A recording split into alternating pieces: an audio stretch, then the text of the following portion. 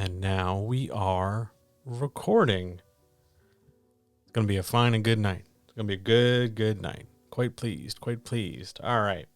Let's do this. Let's press some more buttons and get things started, shall we?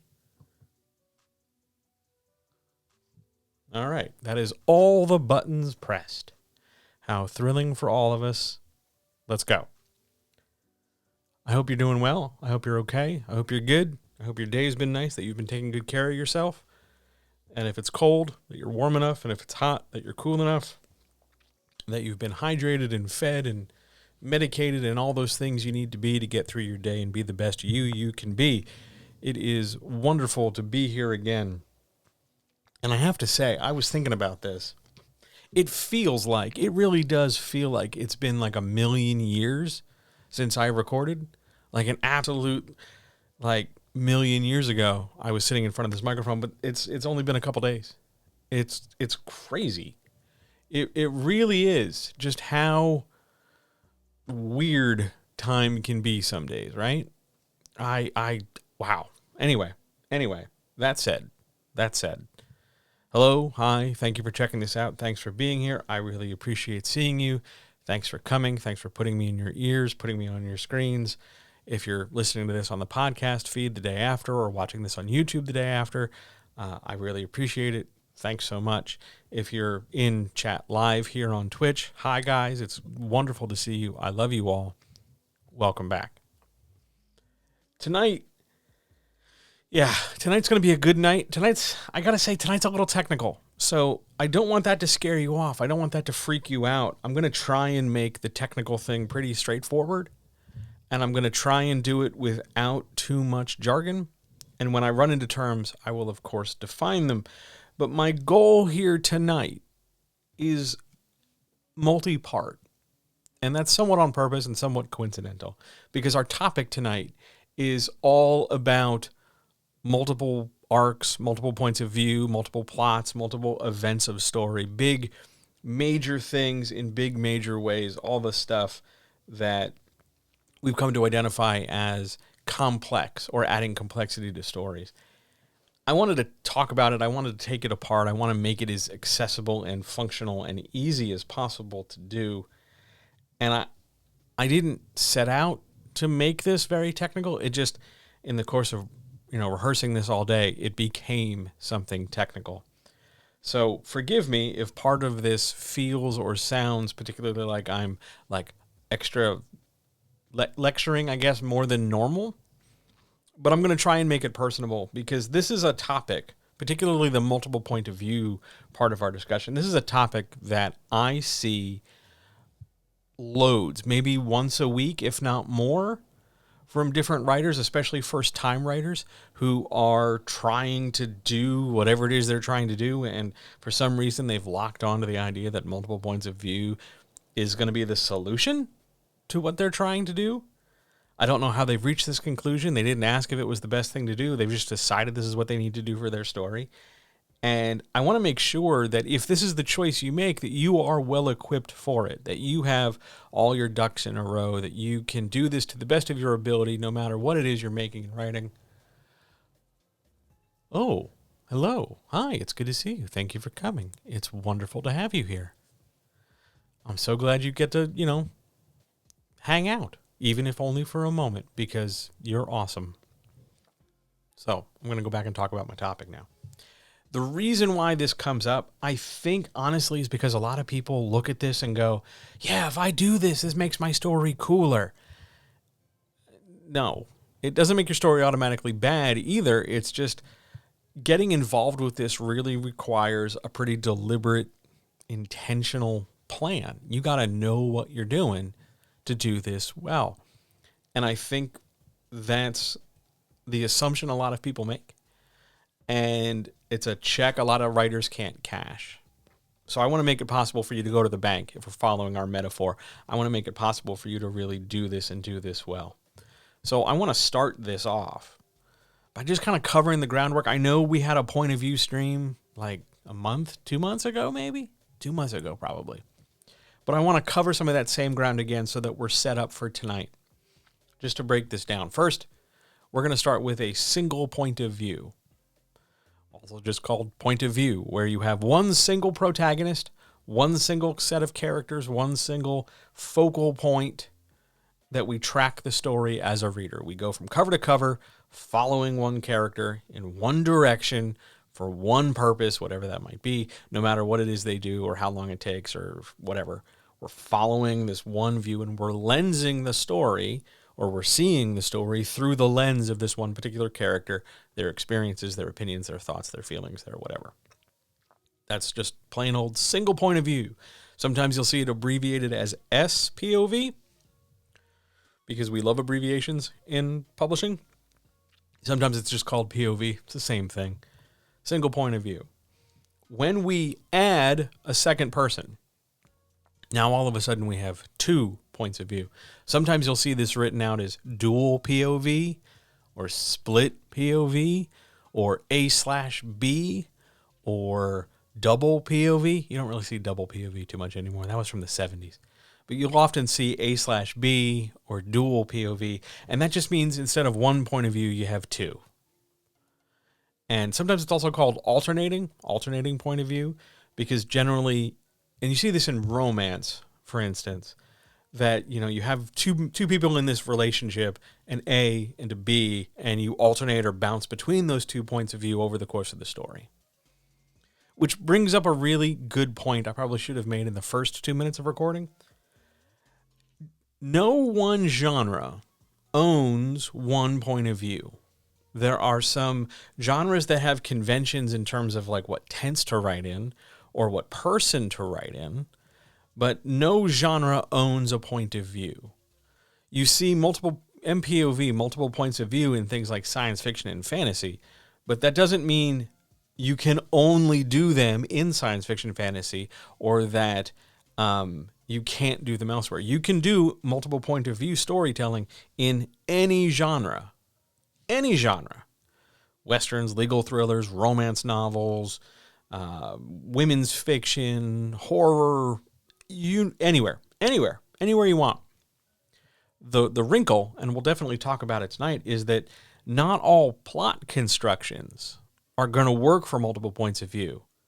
There are some plots, some conflicts, some story structures where multiple points of view don't work.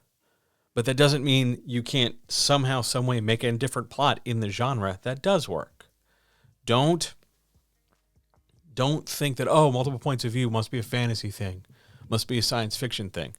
It's not. They're very common there, particularly in the epic flavors, the big, high, like over 105, over 110,000 word manuscripts.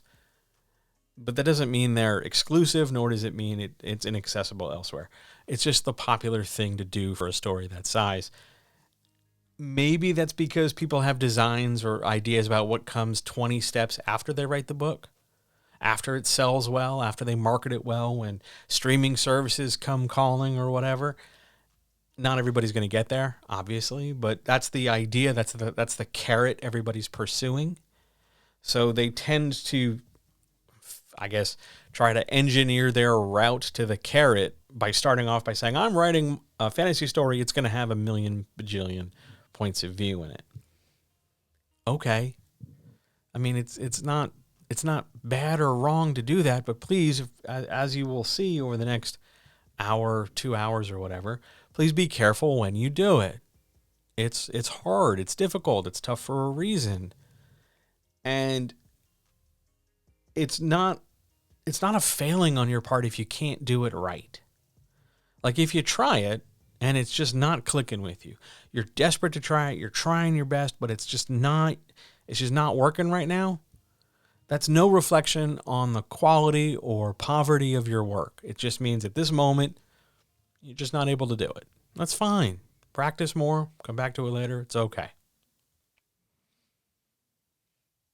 So we're going back to our point of view discussion. We had single point of view. We had dual point of view. And then if we step out one further and add at least one extra point of view on top of that, now we're at 3 or more points of view. And that's MPOV, or multiple points of view. That's the big territory. Now, in terms of 3, that's the minimum. but you can go as far out as you want.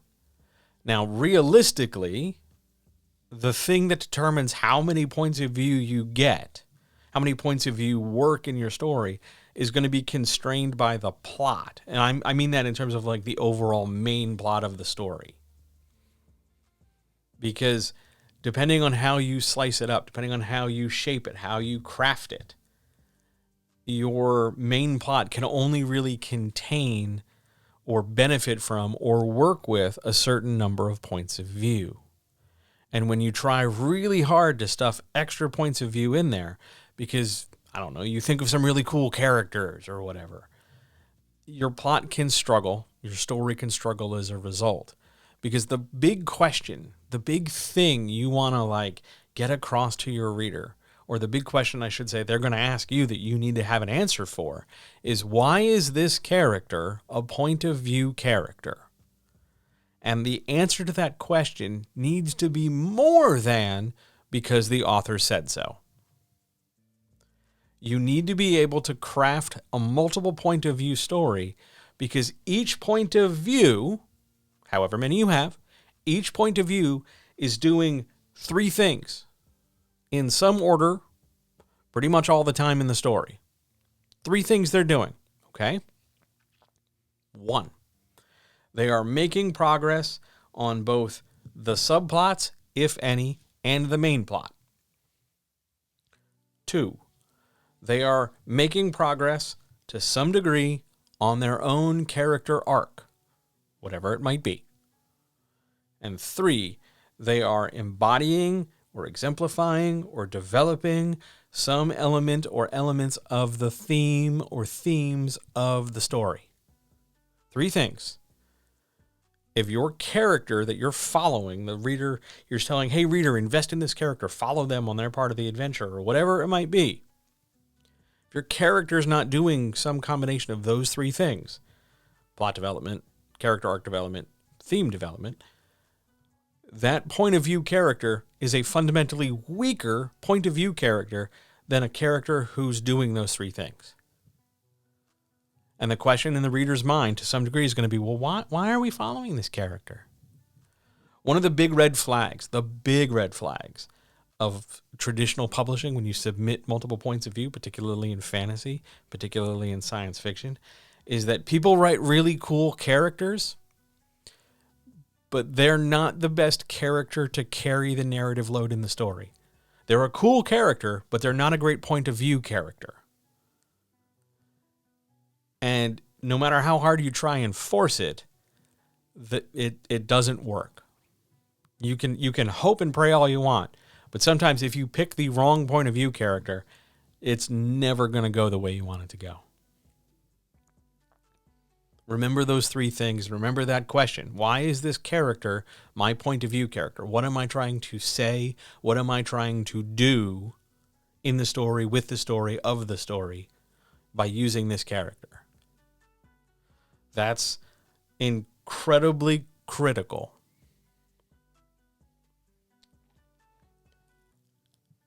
The choice you make for your point of view character is one of the foundational elements in story, because it's how the reader is going to interface with that story. It's how they're going to connect with things.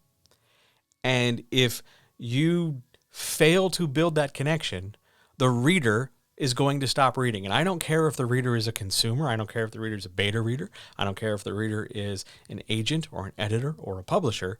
You really don't want to be in the habit of crafting stories that readers don't read. So part of that, hi, Kat. Part of that is going to be in understanding the fundamental necessity of choosing a point of view character that makes sense. Side note, because perhaps this is a sticking point. I'm not talking about what tense you write in. I'm not talking about if you write in past tense or present tense. I'm not talking if you write in first person or third person. None of that applies here.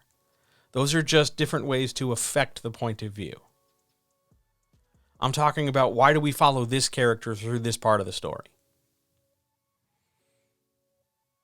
If this all so far sounds like I'm suggesting on some level that you don't want to have too many points of view in your story, you would be correct.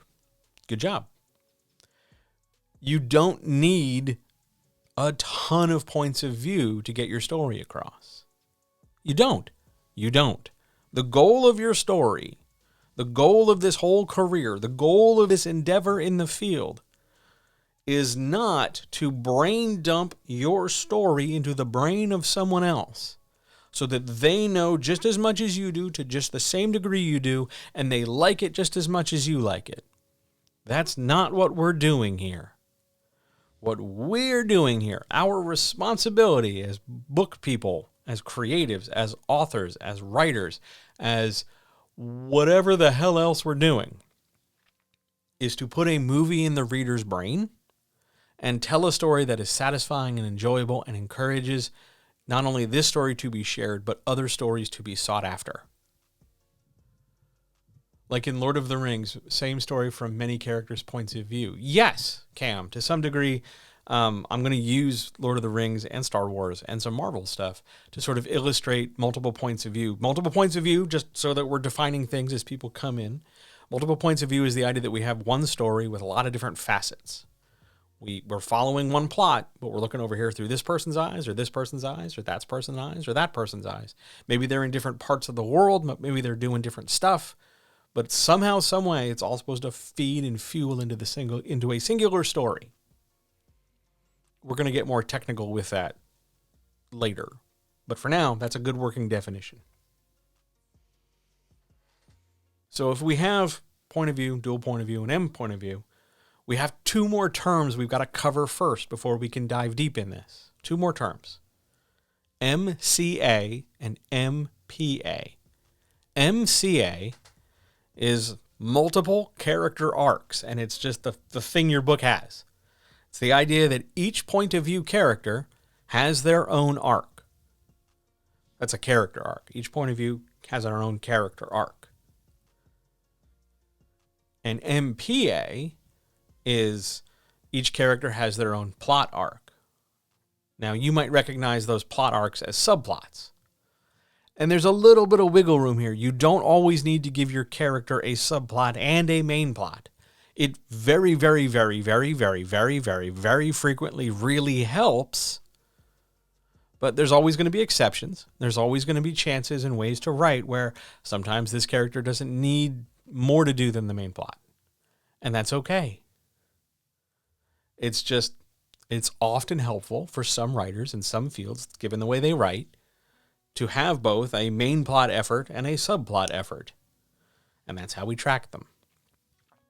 The big key thing here, the big magic trick in an MPOV story, is that the arc of the plot, the main plot, first act, second, I'm using 3-act structure, first act, second act, climax, resolution, 3 acts. That big arc shares somewhat of a shape with the arc for characters and their subplots. They're going to be the subplots are going to be smaller because they're subplots, but the shape is more or less the same, which means more or less similar points line up and mirror in all the arcs. For example, the climax of your main plot is more or less the time the climax of your character arcs or subplots happen. Your development sections all happen more or less at the same point. Your resolution happens more or less at the same point. There are times, I'll say this very clearly, there are times where delaying the climax and delaying in subplots can be useful. But by and large, you want to make sure things are pretty much hitting in relatively synchronous positions so that we're not having, like a climax at page, I'm going to make numbers up, climax 30 pages in, 60 pages in or whatever, and then another climax 108 pages in, then another climax 200 pages in, and then everything feels irregular and janky and kind of messy. We want to try and corral maybe might be a better word, corral all the same types of stuff into somewhat regular proximity with each other. maybe we could use an example here.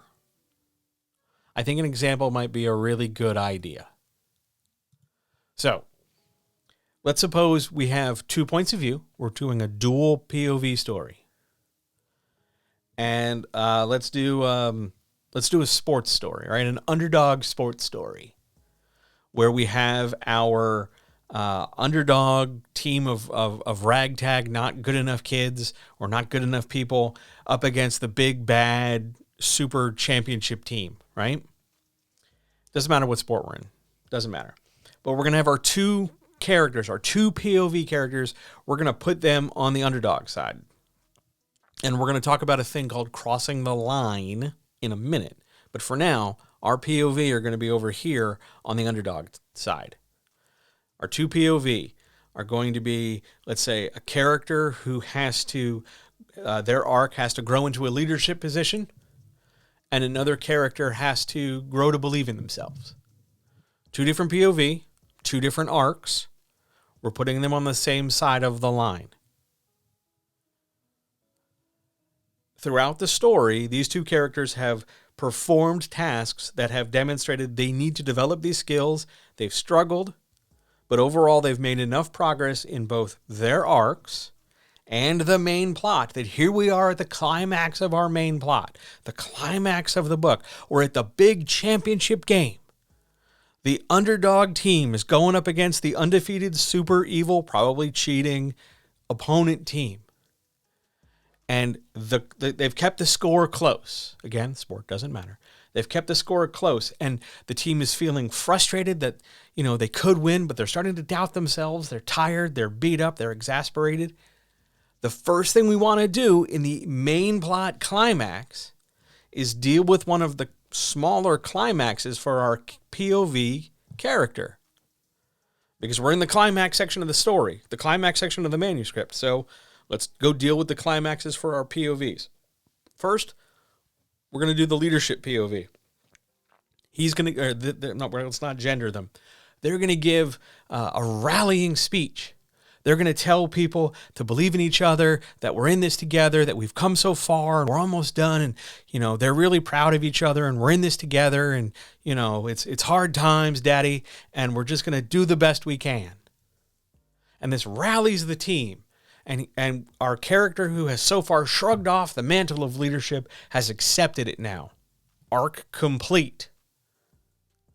Their personal character arc has climaxed so that they can step forward and into the main story climax and help succeed, because we want our story to have a happy ending. So our leader character deals with their arc by giving the rallying speech, accepting leadership. Yay, big thumbs up, woo. And now we need to do what's called a handoff, because we need to transition from one point of view to the other point of view. Because we have 2 points of view, we have to have a handoff. If you have more than one point of view, you're going to have multiple handoffs. Every time you swap points of view, you have to have a handoff. So we have a very nice sort of handoff baked into the structure of our story, because our new leadership character, having just completed their arc and now moved more fully into the resolution of their arc, which is also still happening in the climax of the story, can turn to our second POV, the character who's doubted themselves and been unsure this entire time. They turn to them and go, I'm going to get you the ball, the whatever, and you're going to score points, and you're going to help us win. You can do this. And then we hand off to the second POV. Why do we do that? Because if that character has got this arc built around sort of anxiety and self-doubt, we want to make sure we access that self-doubt for the reader. We want to get in that new character, second character's head. Oh my God, I don't know if I can do this. The whole team's counting on me. The entire time in the story, everybody's been laughing at me, and I don't want to let anybody down. And we spend time in that space to get the reader to connect. It's why we have different points of view. It's why each of these point of view characters is doing a thing, and they're distinct from each other. So our doubting character, we're all up in their head in the first part of this new chapter, which is part of the climax of the story. And they're freaking out about all the bad things that happened in the last 300-something pages. how they got laughed at, how they got picked on, how they got bullied, how they got shamed, how people doubted them, how they've doubted themselves. And all of a sudden, at some point in this critical moment, they look at the leader character, and the leader says, hey, you're going to do this. You can do this. You're ready. And they say to themselves, yeah, I don't want to let anybody down, but this team, these people, they believe in me. They're the only ones who believe in me. Maybe I can do it. I just want to, I'm going to try. I can do it. I just got to try. And all of a sudden, we've made this turn in this character's point of view to where now they're ready to start believing in themselves. So then we play out the rest of the climax for the main plot. They receive the ball, do whatever the event, whatever skill they have to apply for the sport, and they score the points, and they win. Every point of view, however many we have, got their own arc. That arc had their own character, their own climax, and that character arc climax happened relative to the climax of the main plot. If we didn't sync these things up to some degree, let's say our leader character accepted leadership way super early,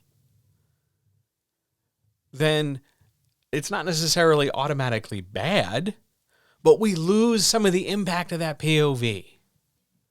We don't get as big a relief or as big a victory or as big satisfaction if we resolve it too soon.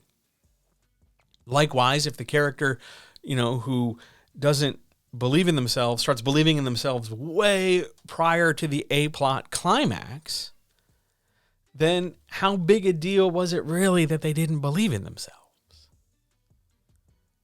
This synchronizing of stuff, making sure all these pieces fit and happen more or less around each other, is called positioning. Positioning is one of those elements that when it works really well, you don't notice it. It doesn't leave very visible seams in the story. It just seems to be the thing that makes the most sense. Yeah, it totally makes sense that this is all happening at the same time. When your positioning is all out of whack, the story feels very uneven, very irregular. Some stuff's going to feel like a big deal, but then it's happening in the wrong place, and it gets kind of lost in the shuffle no matter what. If you want a Lord of the Rings example, this would be forging the sword for Aragorn in the middle of the second book. We need that sword. It's a bigger deal, but we can only get there after a certain point. Or it's rallying the Ents at the end of the first book and splitting the party earlier so that it doesn't feel like it's hanging in the balance. Your positioning really matters. Because the better you can position things, the easier it is to organize your handoffs, your transitions from one point of view to the next. And the better your handoffs and the better your positioning, the easier it is to create, here's another term, intersections. Intersections are elements of individual plots or arcs that connect to other plots or arcs. Let's do a Marvel example for this. So in the second Avengers movie, there's this gag, this piece of comedy about everybody's trying to lift Thor's hammer. And they can't do it. They're grabbing it, they're trying to pick it up, all that stuff. But Captain America picks it up and it moves just a little. And it's humorous. We play it off for laughs. But later in that film, once we get Vision in place, Vision just very casually grabs the hammer. Now, this is supposed to suggest the sort of character that Vision is. It's very quickly shorthanding us. All about the hammer and all about how Vision can pick it up and what kind of quality person being Vision is. And then we skip forward several movies to the payoff to this arc where when fighting Thanos, Captain America can wield the hammer. The positioning there is critical. Because if he was able to wield the hammer in the middle of I don't know, Winter Soldier, let's say, or Civil War, you'd get a completely different landscape and you wouldn't have the impact you get when he wields the hammer when fighting Thanos. It feels more momentous. You want to make sure your intersection for these things, whether it's character arc or plot or theme or whatever, the things you're intersecting, you want to make sure those intersections have the most impact for the reader, not story information. We're not trying to take a quiz. This isn't going to be on the final exam or anything. It's about what delivers the most fuck yeah to your readership. So that's why we plan these things out. That's why we map this stuff out. That's why serious authors outline. And I don't mean to make that sound harsh. I don't mean to make that sound bad. But if you're out there checking this out and you're thinking you can craft all this just on the seat of your pants, just kind of on the fly, whatever, you are going to run into far more obstacles than successes. Organization here is everything. Everything. Because if you map out your point of view characters, here's their arc, this is what they're trying to do, and then coordinate that with the main plot of the book.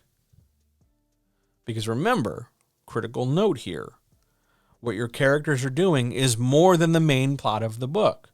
Your point of view characters exist because they are fully formed three-dimensional beings. They're not just sort of automatons who produce the events for the plot. They have other stuff going on, maybe a lot of other stuff going on. And how you organize that and where you position them on what side of the line gives your reader a chance to really connect the dots. Now let's talk about the sides of the line, because I said we were going to talk about that earlier. The sides of the line refer to the antagonist-protagonist line.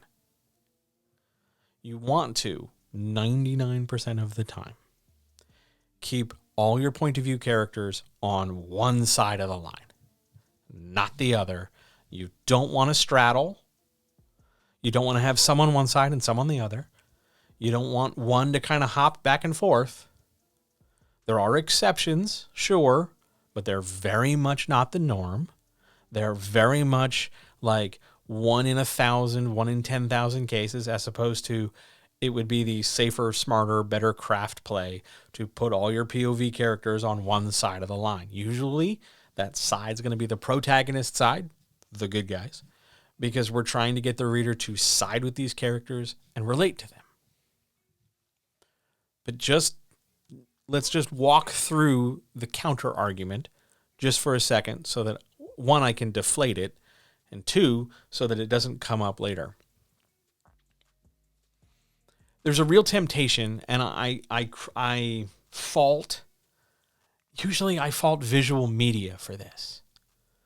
Because when they show a character who later changes sides or has some part of a redemption arc, where all of a sudden a former villain becomes a good guy, the transition there across the line, one way or the other, is somehow supposed to make that character more interesting, or it's supposed to be more complex, or it's supposed to let the reader sort of show off how smart and good they are, or whatever other reason the reader has deluded themselves into thinking it was a really good idea to do this. The function of a redemption arc, and the reason why redemption arcs so often feature sacrifice or finality, i.e. Darth Vader yeets the old man in the hole and then dies, the reason you do that is to give that redemption some impact. If you redeem the character and then the character becomes your POV character for like the next 7 books or whatever, first of all, you're thinking way too far ahead because we're only in 1 book at a time. And 2, how big a deal is that redemption if we're going to do far more work with them on this side of the line? You know, they were only a villain for a little bit compared to the amount of time they were a protagonist. Why not just start them off as a protagonist?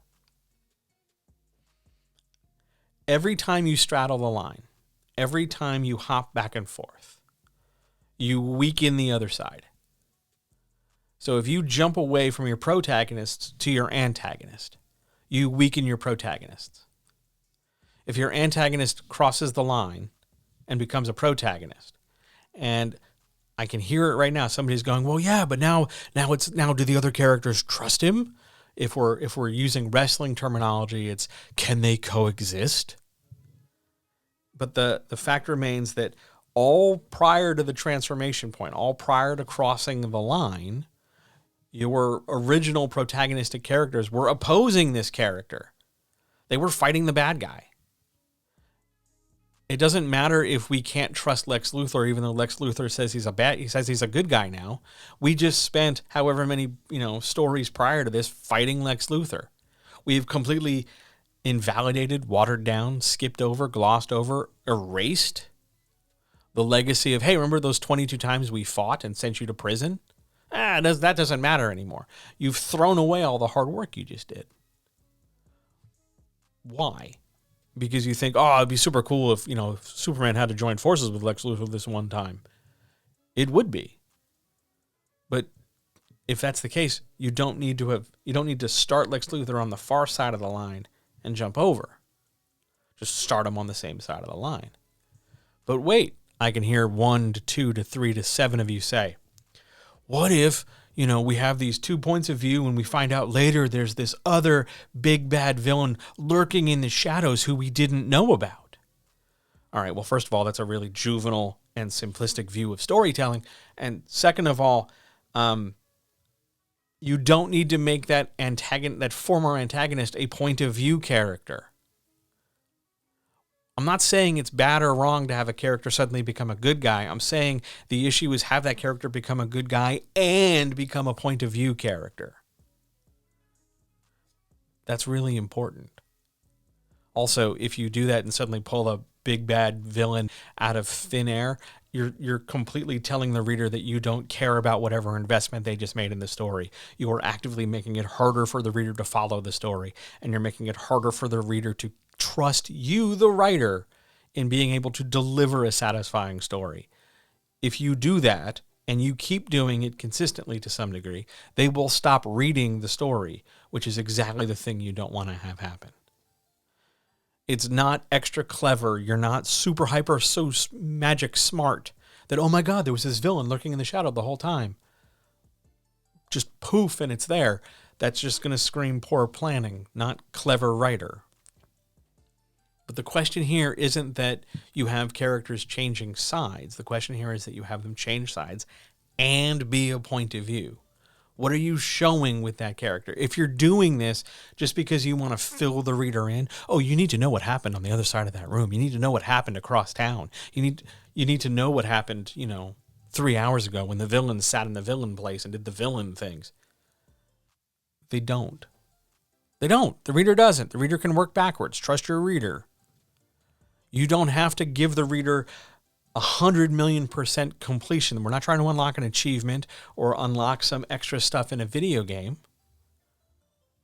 You can stick with one point of view or 2 points of view or a limited number of points of view and shape your story accordingly. You do not always have to cross the line. You do not always have to complicate things. It's not going to be to your benefit. It's not, if you pull it off and it doesn't work, you are not making yourself stand out in a submissions crowd. You are not doing yourself any favors for readership or reviews if you can't pull this off. It's not necessarily not worth trying. Go ahead and try it. Sure, give it a shot. But at the same time, flying too close to the sun and screwing it up is harder to fix and requires a more comprehensive fix than any other kind of story construction. Essentially, you are planting dynamite within your story, and if it goes off, it blows everything else up no matter what you've got. It's a bit risky. So how do we minimize this risk? How do we mitigate this? How do we make it a little bit more straightforward? We organize it. Every point of view, however many you have, 1, 2, 3, however many, assuming the plot of the story can withstand or manage or hold or whatever word you want to use, assuming you've got the right kind of plot to hold or however many point of view you have, you've got to treat each point of view as you're writing it as though it is the only point of view in the story. Because that's what the reader is experiencing. You don't want your reader, in the middle of reading, let's say, pages 30 to 35, and every time they turn from 30 to 31 to 32 to 33, you don't want them flipping around the book trying to track down and see what everybody else is up to. They're reading one thing at a time. So write one thing at a time. Ideally, you should be able to take your whole manuscript and break it into its point of view sections. And this is even true if you have one point of view. So that each point of view, with all the stuff they're going through, could itself, with a few modifications, if necessary, be its own story. It could be complete. If we have, I'm going to make numbers up, if we have 3 points of view, each of those 3, A, B, and C, should more or less be its own story that I could read and skip A and B. Or skip B or skip C, or you know what I'm saying, right? Read the one I want, skip the others. Because if you craft your characters out of whack, if they're not balanced, if they're very clearly some more interesting than others, that's the Game of Thrones problem. Some characters are vastly more interesting than others. So a reader will read those chapters and skip the other stuff and miss big giant chunks of story. And then have to subject themselves to, oh God, I'm reading a Sansa chapter. You want to avoid that. So we do that by crafting each point of view, no matter how many we have, crafting each as though it's doing the most heavy lifting. Make sense? I'm going to get another mouthful of tea and check to see who's here. First of all, if you came in while I was yammering, hi, thanks for being here. I really appreciate you. I love you. It's great to see you. You look amazing today. Any questions so far?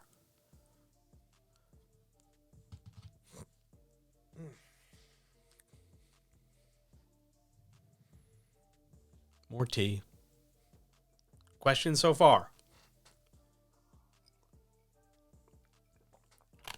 Side note, and this is mostly going to be for the listeners, not so much in Twitch, but podcast and YouTube people. If you're listening to this and you're convinced I'm talking about you, this is one of those times, please assume that I am directly speaking to you about you, because I want you to get this stuff right. Please, oh, please, oh, please, understand how, heavy duty this stuff is.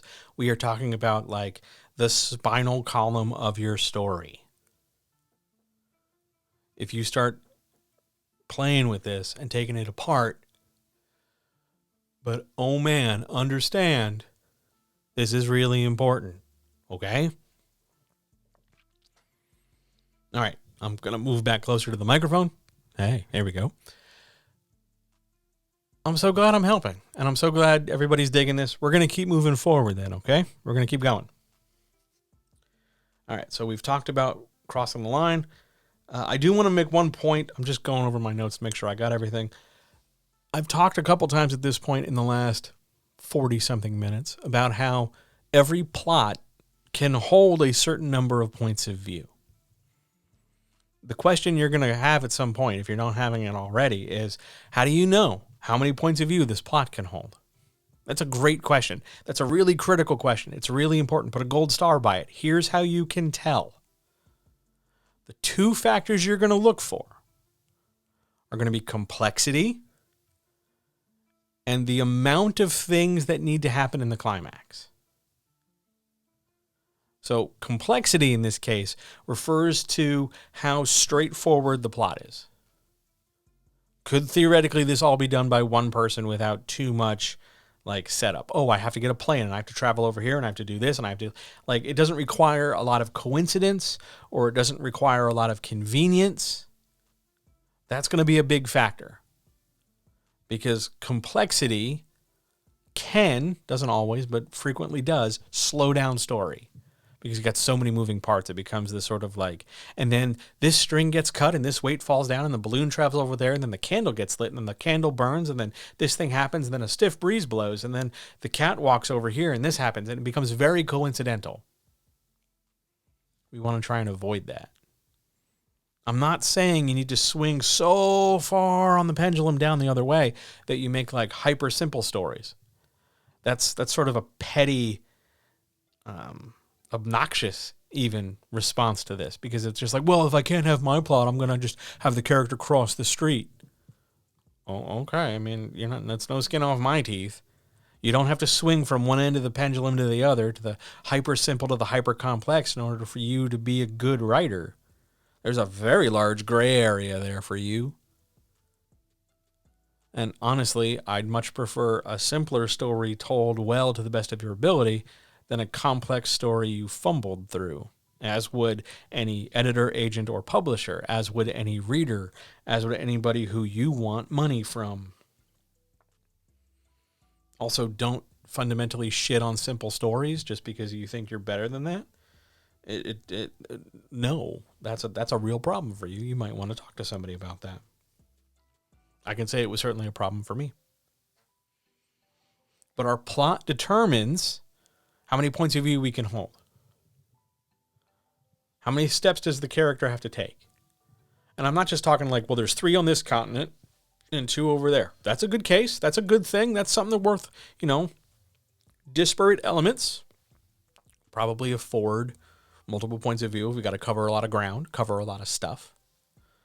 And now the other element, we look at climax complexity. How much stuff has to happen? How big a deal is it? How hard would it be? If it's just one person having to go physically, aggress the villain.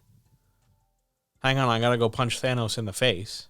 Hang on, I got to, stop the mad bomber. Hang on, I have to, win this court case against this other lawyer or something. We have a single opposition with a single task in front of us. Chances are you probably have a single point of view. There's nothing wrong with that. The vast majority of stories are single point of view with single antagonist and single climax. It's fine. But if you have a plot that can hold multiple points of view, you don't have to fill it to the stretching point in order to make it work or make it, air quotes, the best. So let's not look at science fiction or fantasy. Let's go back to the legal thriller I just mentioned, right? So normally your legal thriller is single protagonist, single point of view. It's usually the defense attorney who has to win the case against the corrupt prosecution or something. Or maybe it's vice versa, but there's always like an underdog element to it, right? That way the character can undergo challenge or experience something, right? You could probably add a second point of view. You probably don't want to cover the same ground as our defense attorney because you don't want to end up repeating yourself. So that would eliminate the possible defendant or something. You wouldn't want to do the judge because it just wouldn't be as interesting. You wouldn't want to probably do maybe the jury, maybe, but there are exceptions. But you'd probably want to pick points of view that are doing very fundamentally different and separate things so that you can give your story a better sense of size. Because if you just have your 2 points of view in the same room basically doing the same stuff, either you're going to repeat yourself or it's going to feel really weird that your other point of view character is just kind of sitting there. So maybe you have your a person on the jury and your defense attorney. Maybe you have the defense attorney in the courtroom doing whatever, and their private investigator out on the streets. Who knows? Who knows? But that's an example of figuring out that you could probably hold 2 in that story. Because you can take the idea, we have to figure out how to make the defendant innocent, we have to win the case, and you can add or embellish or develop parts of it to hold more things. You probably couldn't go to 3 points of view in this case. Defendant, private investigator, And remember, we don't want to cross the line, so we can't have like the actual killer or something. We have to have, I don't know, star witness. Well, eventually the star witness is going to end up in the courtroom, and that's going to start overlapping with our other point of view. So you probably couldn't get a third there. See how I got there, though? You take your plot, you figure out where your primary point of view is. It's a fantasy story about a team of rangers who were going to go fight the evil queen. One point of view character has got to be one of the rangers, probably the chief ranger, right? Maybe you've got another point of view of the wizard who tags along with them, or the innocent farm kid who wants to grow up to be a ranger one day. So there's a little bit of overlap, but not too much. And then you start to space out the remainder. Well, what else could I do on this side of the line that is distinct and not covering the same ground as that first one? However, hang on, there's a danger. Where's my danger sound? Here's the danger. A lot of people get to this point, and rather than say, I don't have that many points of view, rather than stop at 2 or 3, they decide, oh, well, what I need to do is I need to get to 4. I have to have 4 because I have this idea in my head. We'll talk about it in a second. I have to have X number of points of view. So they start working what's called laterally or horizontally. They start adding in extra stuff. Now, instead of just the evil queen, now it's turned into like a mid-90s Batman movie, and we're just adding villains. Now it's an evil queen and you know, her partner, the disgruntled wizard, and then their best friend, the slightly dissatisfied former ranger, and then his former ex-wife, the disapproving noble person. And we're just adding and adding and adding. We're not defining anything new. We're just sort of belaboring the one side. When you do that, when your temptation is to add extra story stuff laterally that does not fundamentally add potential for new themes or potential for new character arcs for our point of view characters,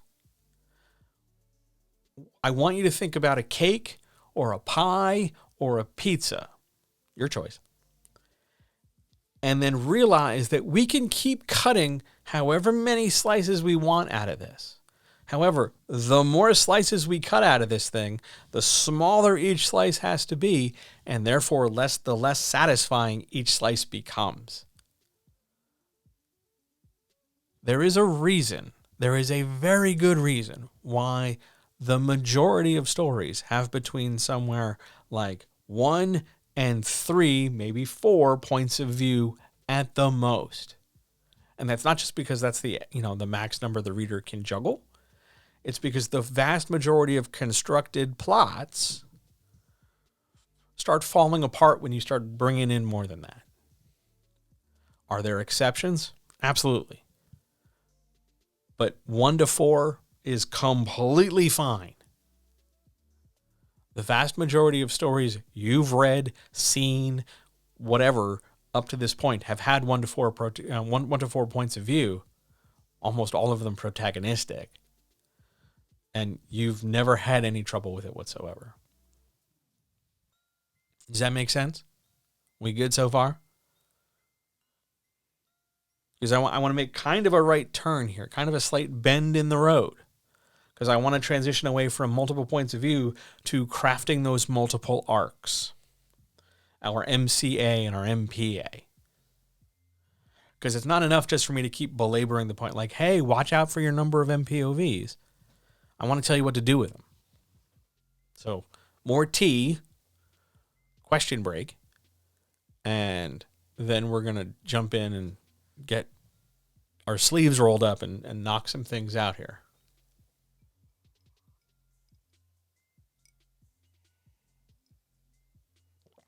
If you're digging this, by the way, this is an episode of How Do You Write This, of which there are other ones.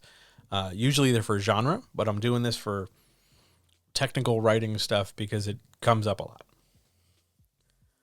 Mostly, how do I write this lessons include examples and breakdowns of how do I make this thing I want to do work, whether it's how do I write science fiction? How do I write fantasy? How do I do this?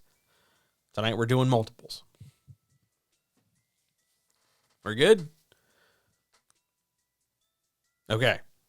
I'm going to march on. If we're not, if you need something, holler, and we'll go from there. But here we go. So we've covered multiple points of view. Let's cover multiple, let's see, what do we want to do? Let's do multiple plots. Notice that these are B plots. First of all, one A plot, please. One main plot. And if you're about to go, but John, I have a series. Okay. Let's deal with this right now up front. It's okay that you have a series.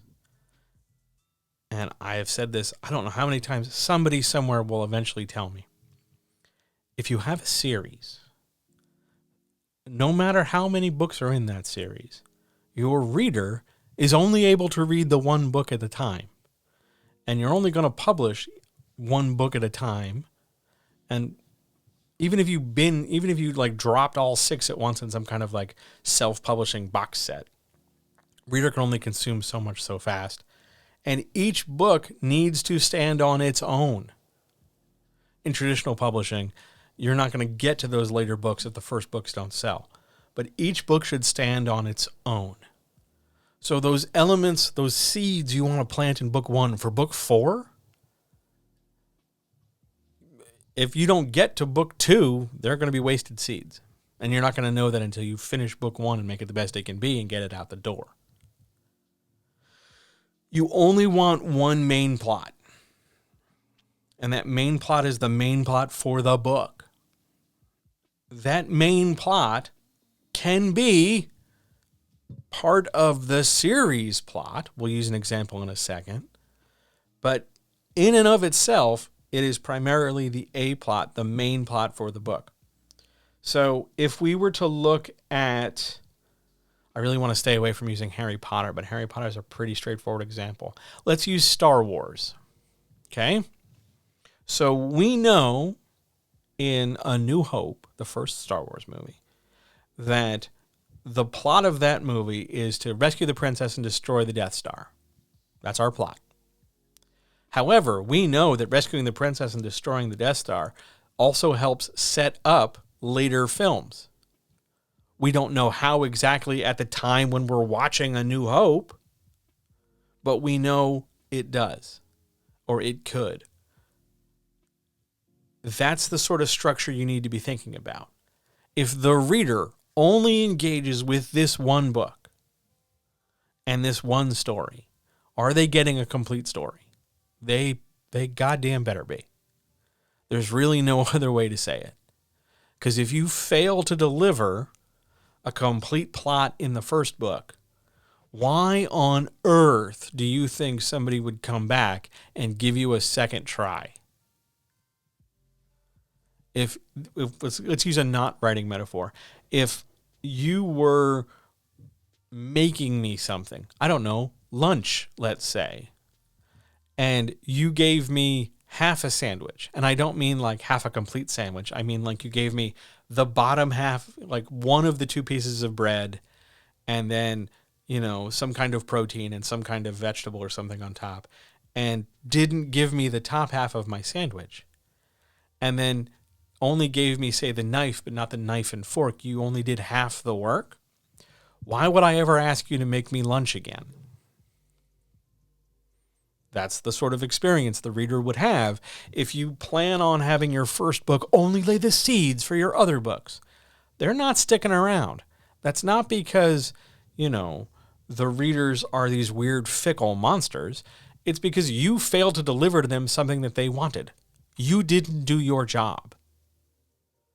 There's nothing wrong with planting seeds for subsequent books, but every book needs to be complete, as though if the reader didn't get a chance to read the others, they still got something satisfying this time.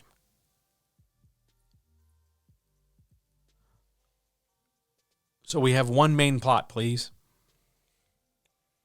And if we need to take that main plot and step backwards and zoom out so that that main plot is part of a series, main plot of book 1 plus main plot of book 2 plus main plot of book 3 and so on equals series plot, that's fine. But beyond that, we don't have the plot of one book dependent on the existence of a later book. We don't want to leave that plot hanging and waiting. Are there exceptions? Yeah, I can think of like one in the last 100 years, maybe two. And most of them were marketing decisions, and they were generally the wrong marketing decision. But by and large, every book is self-contained, which means every book needs one A plot, one main plot. So that frees you up, however, to have as many B plots as you want. But, and this is critical, your B plots have to make sense. It doesn't make sense if, I'm going to make numbers up, you have 4 B plots. 3 of them pertain to this book, and then 1 is the way you're planting seeds for the subsequent book. It's going to feel, that 4th one, that 4th B plot that's just laying groundwork for subsequent books, is going to feel very, very weird. It is far better, far more effective for those multiple B plots to intersect and connect with the main story, the A plot, and then just so sort of happens somewhat coincidentally, the reader's okay with coincidence, it also feeds into something greater. But don't set out to solely and specifically and only manage that something greater. Remember, we're in this one book. We're in book 1 or whatever number book we're on. So our B plots can most pertain to that. And if they happen to pay off dividends for down the road, I get the bonus as the reader because I was there in the beginning. In terms of what those B plots are, it is to your advantage, narratively, creatively, etc., to tie those B plots into character skills and character arcs. Skills in terms of give the characters stuff to do that will challenge them, and arcs in terms of accomplishing these tasks will affect how the character is or what the character grows into or how the character progresses forward. It would not make sense for your character, the doctor, to have an arc where they are learning how to paint and then never have that pay off. It becomes less about an arc and less about a plot and more just a character detail. Like, oh, by the way, they're also blonde or they have a red car or something. You don't want to make a plot inconsequential. It's a plot. It's a big deal in the book. It's a conflict. It's a challenge. It's something to resolve and deal with. Make sense? I'm looking at my timer. Yeah, we're good. Questions so far? And another mouthful of tea.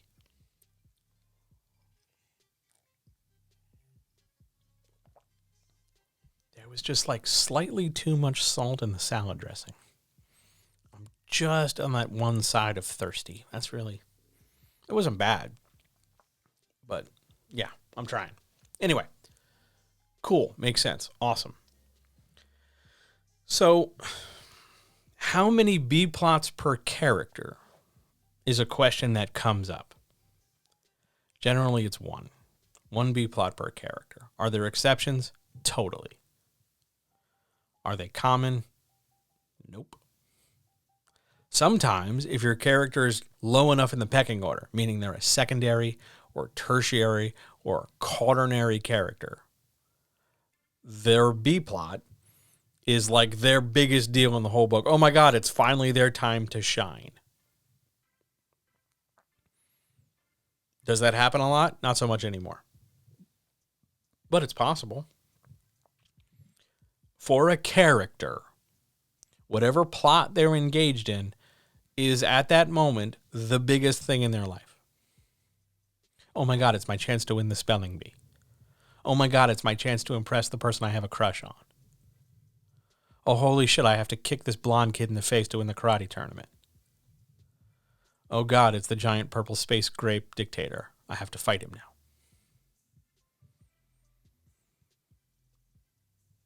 This idea of positioning and organizing and arranging things helps make your character feel less one-dimensional. I'm just here to do the plot. And more multidimensional. I'm a person and there's a lot of stuff going on.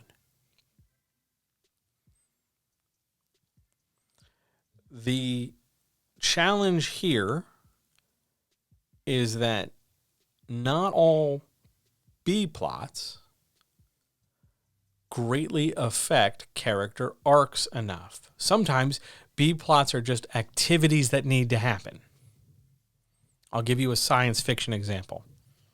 So one of the B plots in Wrath of Khan is the warp core breach.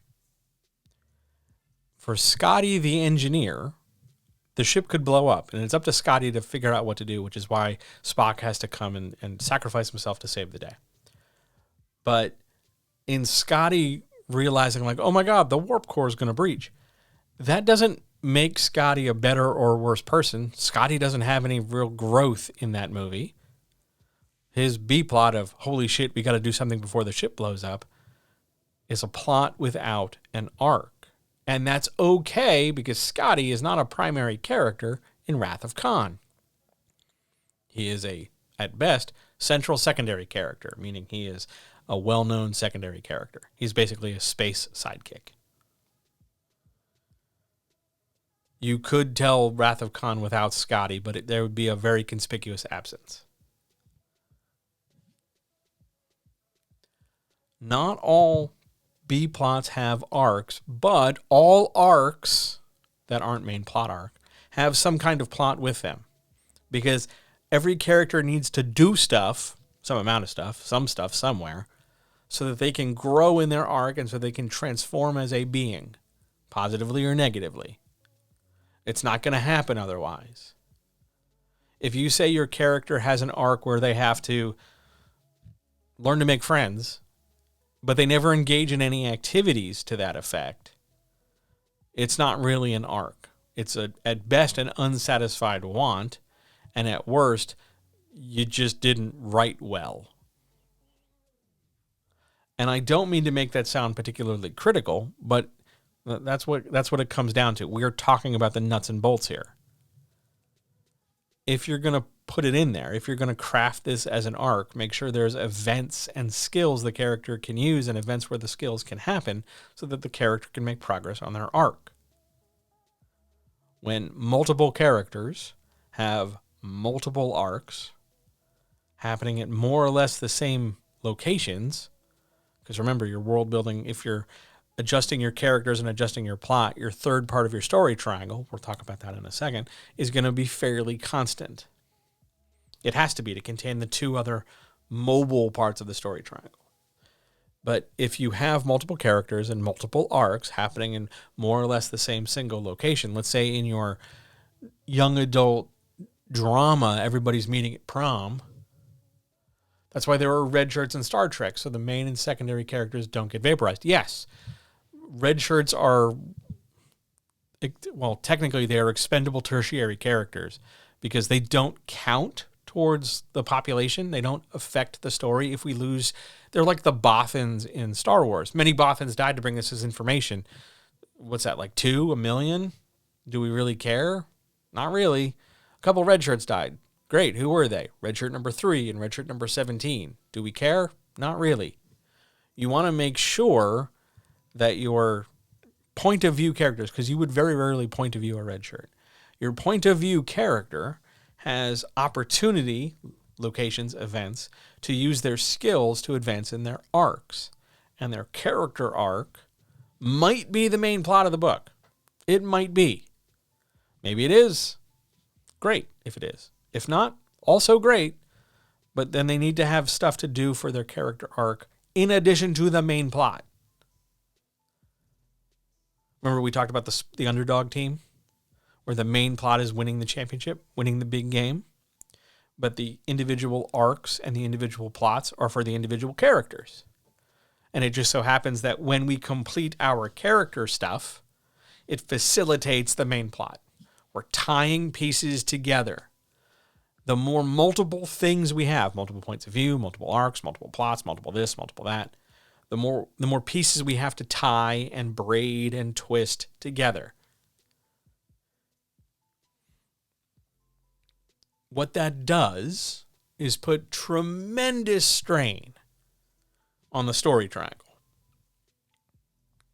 The story triangle, if you don't know what I'm talking about, is sort of the collection of the three big pillars of story: characters, plot, and world building. When you start adding points of view and you start adding plots, you are taking two of the 3 points in the triangle, character and plots, and you're playing around with them. Multiple points, multiple plots, multiple arcs. One of the 3 parts of the triangle has to stay constant if you're going to play around with the other 2. Why? Because you need the story to make sense, because you need something to hold the story together. You need something that you're not changing so much, because otherwise the story is going to seem very irregular, very messy, very disorganized, no matter what you do. So instead, we keep the world building in this case pretty locked down. Whether that means we only have limited locations or we don't stray too far into different locations and go very all the way over from one far extreme to the other, we keep a relatively close hand on our world building. So the example for this would be like a young adult story where we have multiple, perhaps couples or different individual teens or something. And then our plots are all like, well, one kid wants to do this, another kid wants to do that, this is going on, that's going on. But our locations remain constant. We're going to have classrooms, we're going to have the big dance for our climax, we're going to have, somebody's house or houses or some similar locations to kind of cross paths and intersect. But by and large, we're not going to suddenly go to Mars or something. Really think about that story triangle when it comes to shaping the overall flow and movement in your story. If you're going to start adding points of view and start complicating your plots, your world building better be on point, and it better stay pretty homogeneous.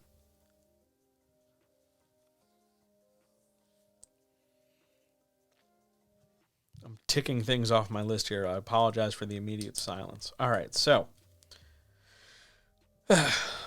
when we have multiple plot arcs, multiple B plots, and you've assigned them to characters, and the characters are underway, meaning they're doing them, it's okay if these B plots intersect. While I'm doing this, you're doing that. Both of these things are in service to facilitate the main plot, or they're in opposition with each other. They're still to some degree going to come under the umbrella of the main plot. For instance, if our main plot is who's going to win the spelling bee, you and I might be competing against one another, but we're both trying to win the spelling bee. We're just doing it in 2 different ways.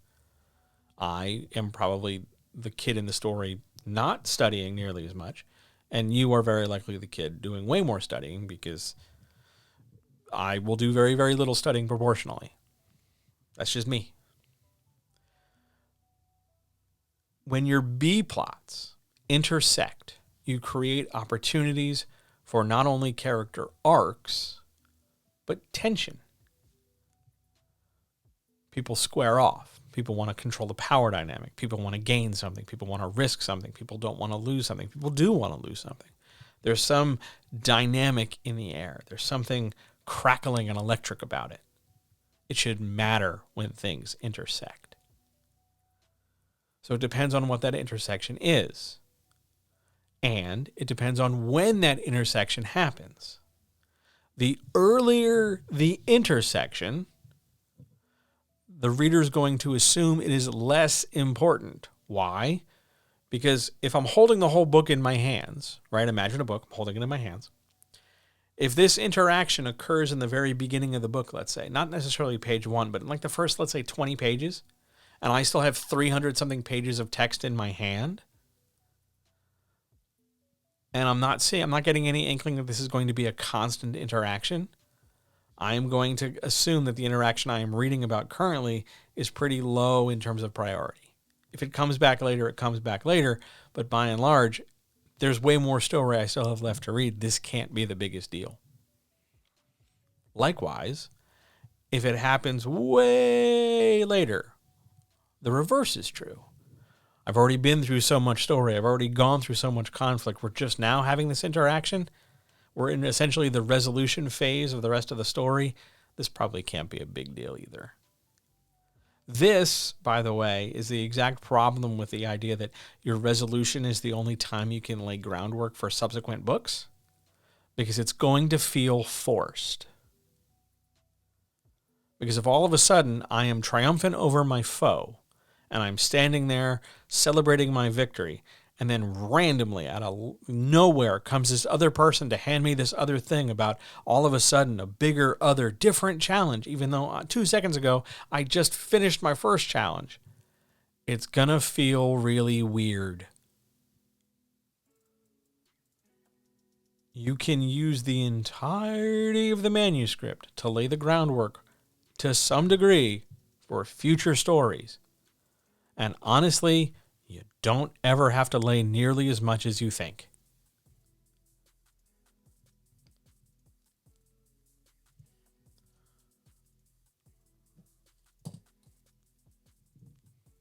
Next thing. Constructing, let's say, a B plot. How do we do it? Well, the good news is it's going to be smaller than the A plot. If your B plot ever becomes bigger than your A plot, you've messed something up. And either your A plot doesn't matter enough or you're making too big a deal of your B plot. To build a B plot that fits with your A plot, you've got to think about what you're trying to accomplish for the character. And then how does that accomplishment, assuming they succeed, or how does that failure, assuming they fail, make the main plot either easier or harder? And it's not a yes-no question. It's not like, does it make it easier? Yes, no. It's how. What are the specifics? Because there's a relationship between all B plots and the A plot umbrella under which they sit. Because if we want the story to feel well packaged, if we want the story to feel well proportioned, if we want the story to feel like this all makes sense, there needs to be some kind of relationship. Maybe not cause and effect, that's a little bit too rigid, but certainly some kind of connection. Oh, I did those B plots. I learned to trust myself because in the big climax of the A plot, I had to trust myself in order to do something impossible. If my B plot was I had to get over my fear of boats, it's because the main plot has me on a boat. Your B plot has to have some kind of relationship to your A plot. And that's going to be true for every single POV character. And again, if you're starting to question that, oh, maybe I have too many point of view characters, great, good news. In a couple minutes, we're going to talk about how to reduce them. Also, if you're starting to think you have too many, go with your gut, assume you have too many. Just as an editor, I can tell you, if you're already questioning, you probably do.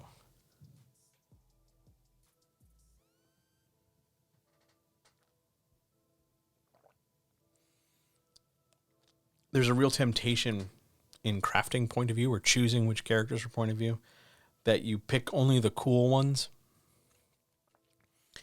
And to best explain this, I'm going to talk about a television show that will date me in terms of my age.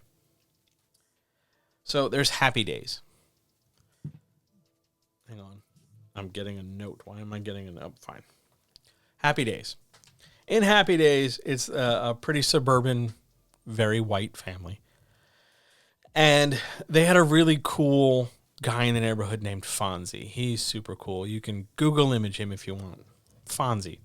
And in the early seasons, Fonzie was way cool. He was the cool friend. He could do no wrong. He wore a leather jacket, and he was just the coolest. And it was all about cool, and he was the secondary character. But over time, he became way more popular than everybody else. Now, part of that's because of how he was portrayed and acted out, and part of that was because, well, if he's the coolest, nobody can be as cool, so only Fonzie's going to do cool shit. And more of the story and attention drifted away from the rest of the cast and on to Fonzie. And there's a transition point when the show started being way more about Fonzie than anything else, and a moment where that show becomes fundamentally a very different show. That transition, by the way, where something becomes fundamentally something very different and it no longer bears any or much relationship to its past, is called jumping the shark. Jumping the shark is literally named after a moment in Happy Days where Fonzie, the hyper cool character, water skis over like he jumps a shark. And that was the moment, even more so than when he jumped garbage cans. And yeah, the episode's terrible. But it's even like it once you put the focus in your B plot, once you suddenly make it all about Fonzie, Happy Days stops being Happy Days. And it starts becoming about what's Fonzie and the gang doing, when previously it was just about the gang and, oh, by the way, there's Fonzie. You want to choose your point of view characters very carefully.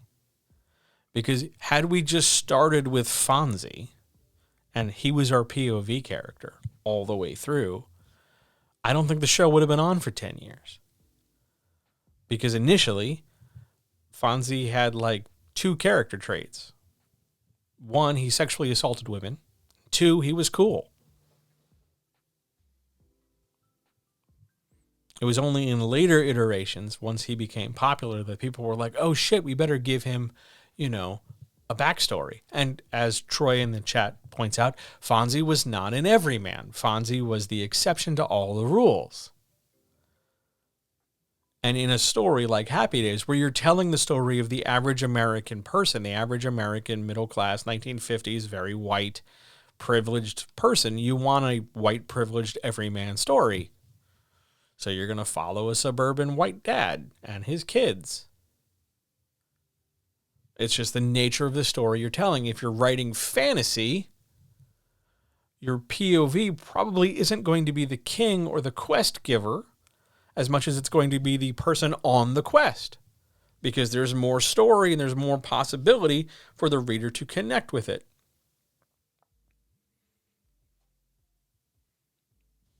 Arguably, Fonzie, here's my challenge. Here's the interesting wrinkle. Fonzie isn't cool. Fonzie is only cool when you compare him to the other characters. And we need to compare. It's one of those things where you can only appreciate one without the other, because you need the absence or the difference to craft things. Frodo, Bilbo, Rand, Harry, regular dudes. Absolutely. The more relatable your point of view character is, the more the reader's going to attach to them. Now, we don't necessarily want to only gender this. We don't want to say it's all dudes. We don't want to make it all like they're all humans. We don't want to be, classist or racist or something.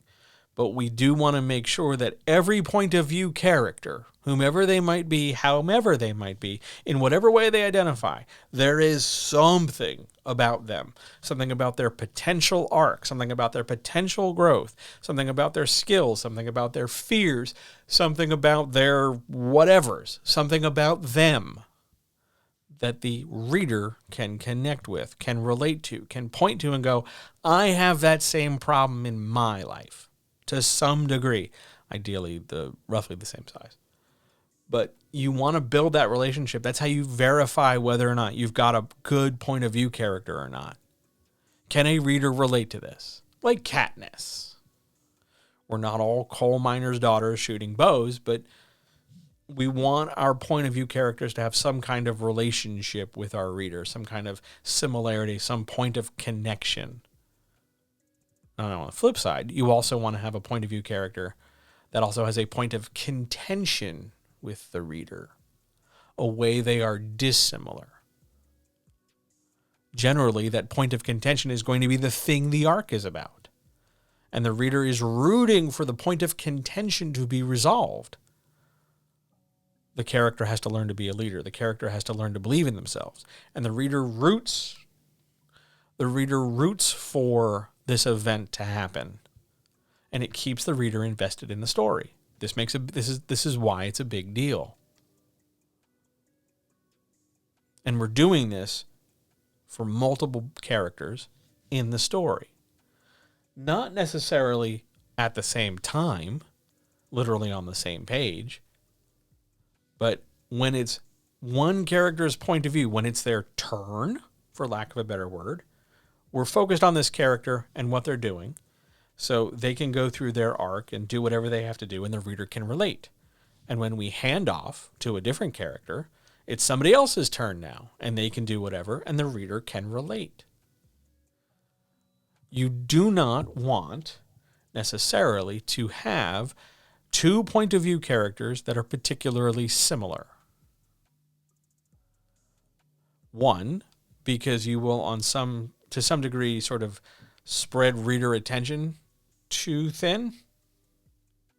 And two, if there's too much overlap, but too much similarity between characters, it's hard to sort of distinguish them in terms of their arc.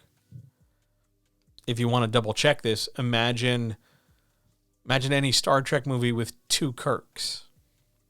Or imagine any Star Wars character, imagine any Star Wars film with two Luke Skywalkers. There's a reason why our point of view characters tend to stand alone. Because the reader can only really attach to one for one purpose, for one arc, and move forward. Secondary characters can overlap to some degree because they're less critical. We're not following them so much. But for our primaries, we want them to stand apart.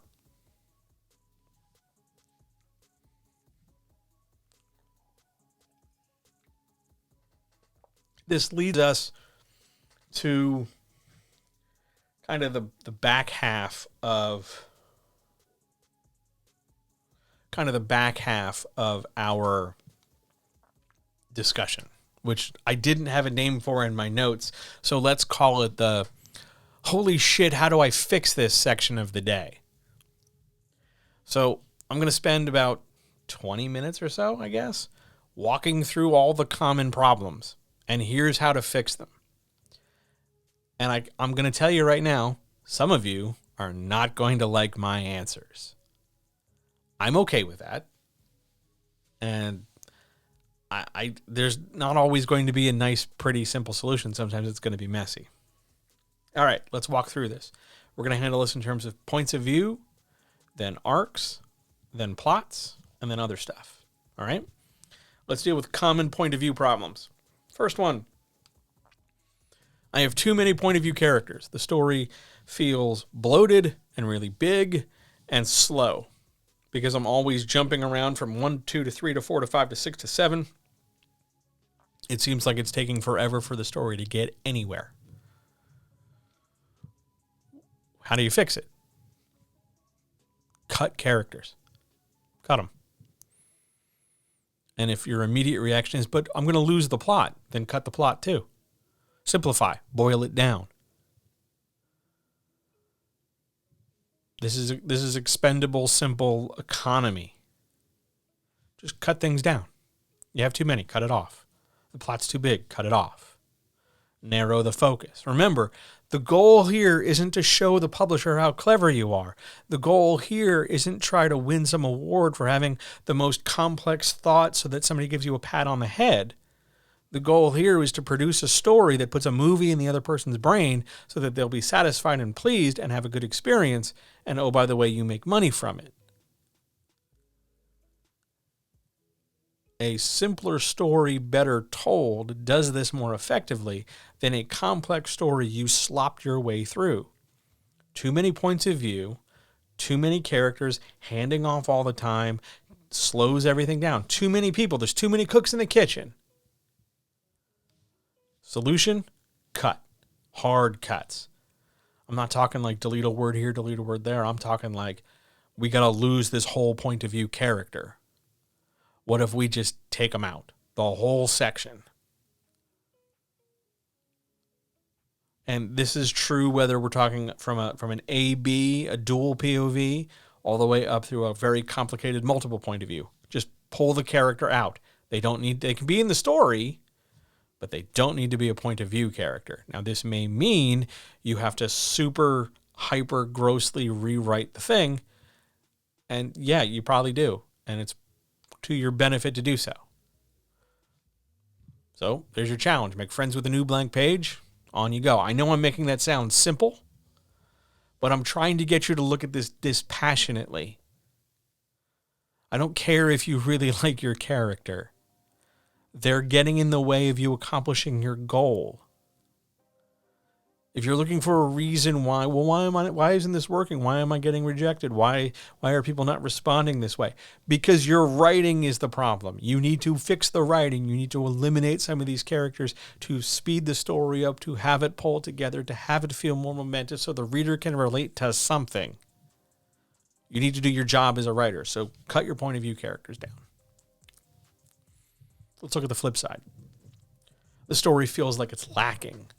The story feels like it's mushy. You probably need a different point of view character. We'll talk about focus in a second. But adding a point of view character can help contrast and expand the story so that there is a sense to things. If you were telling a romance novel, for instance, it can be done from one character's point of view. But maybe you want to expand the story and really dial in on that tension or dial in on the will they, won't they.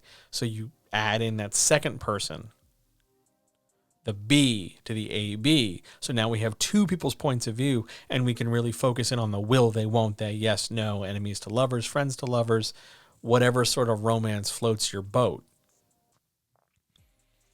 But more often than not, especially when we're talking about the very common experiences and impressions of multiple points of view, we're talking about cutting things. They weren't all point of view characters, says Chat, but the number of dwarves in The Hobbit was a big issue with the book, and certainly the movies did not fix it. They did not fix it at all. It would have been better to have half the number of dwarves, in your opinion. Yes, half is fair. Half. It's got to be at least half, because in my head, I can't even tell you how many dwarves there were in the movie. 8? 6? You probably could have gotten away with 4 total dwarves. There were 12? Oh, yeah, fuck. We could have easily gone to 4 or 6. Easily. We need a main dwarf, how would we? All right, hang on a minute. I'm gonna have a sidebar. We're gonna need a main dwarf. We're gonna need a wise best friend dwarf. We're gonna need a funny dwarf, and we're gonna need an activity dwarf. 4. I got it down to 4. You could probably get it to 3 if you combine best friend and wise dwarf.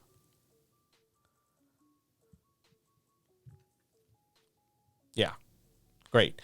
None of the dwarves should be points of view in The Hobbit. Dwalin, Balin, Kelly, Philly, Dory. Oh, now you're just babbling. Now you're just making sounds. You need Thorin. You need...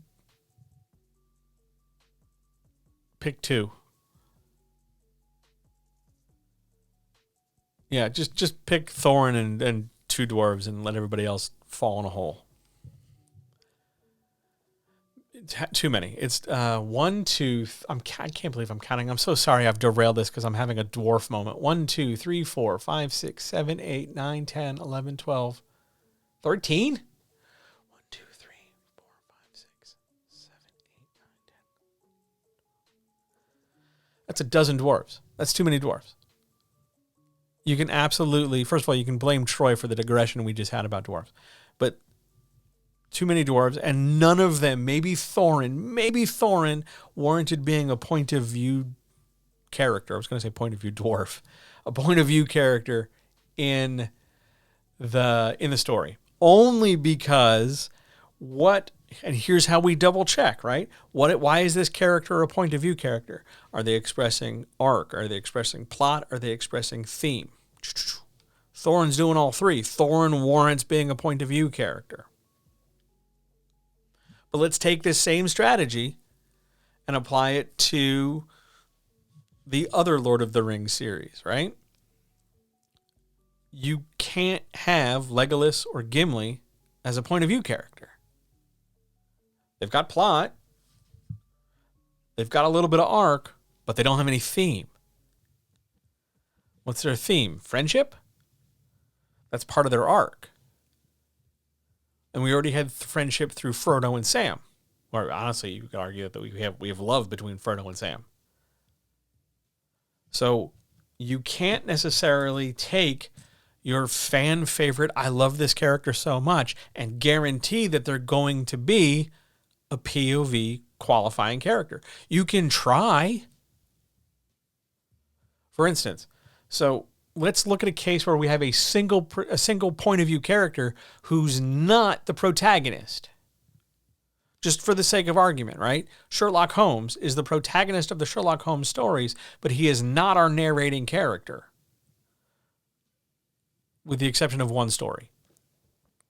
But there's a fucking soap opera around that one story. So by and large, everything comes adjacent to our point of view character, which in and of itself is a point of view. We're following Watson, who's following Holmes. And that allows a narrating point of view, a narrating character, to give us some context that if we were first person in Holmes, we wouldn't get. Which is why The Lion's Mane, that's the story that Holmes narrates, comparatively feels less interesting or differently interesting than all the others that were sort of framed and faceted and built around Watson.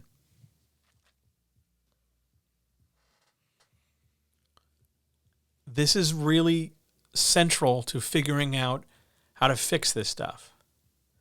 If you have a story that's just big and bloated because you have, for whatever reason, confused the idea. Did the music stop? No, it's just getting real quiet. Sorry. For some reason, if you have confused the idea of complex story with automatically good, or busy story with automatically good, then you are probably going to face some tough choices when it comes to paring down your points of view. This came about because somebody was like, "Hey, you should check out The Expanse, John." And I have tried on a number of occasions to get into The Expanse. It streams on Amazon Prime. I have tried to get into it for Patreon. I have tried to get into it just myself.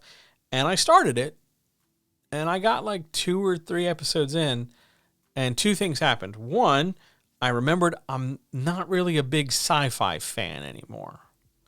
I'm also not really a big fantasy fan. I think it comes from working with authors in those genres. I'm just kind of like, I want my downtime to not be those things.